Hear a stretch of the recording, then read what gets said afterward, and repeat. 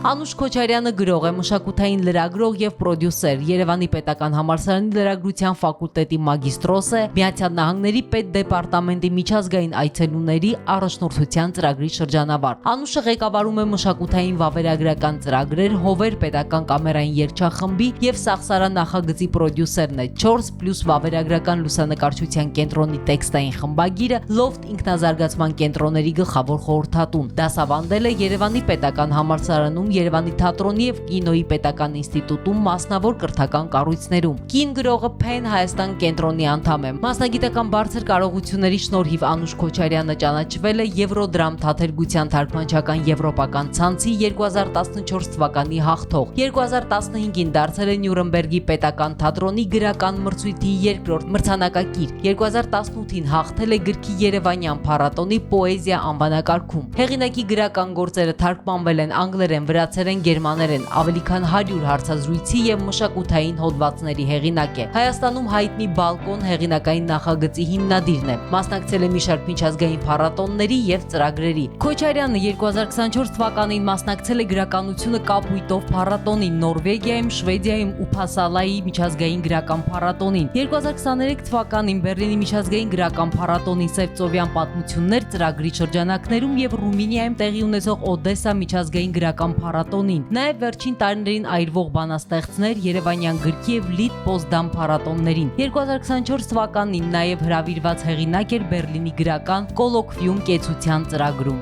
Հեղինակի առաջին գիրքը Վայրի խոտեր պոեզիայի ժողովածուն է, լույս է տեսել 2022 թվականին։ Հիմա Անուշն աշխատում է վեպի վրա, որը ներկայացնում է հետխորհրդային Հայաստանի կյանքը վաղ 90-ականներից մինչև մեր օրեր, ներկայացնելով անկախության պատմությունը եւ պատերազմների միջև անցած երկրի ու իր սերնդի տրավմատիկ հիշողությունն ու ներկան։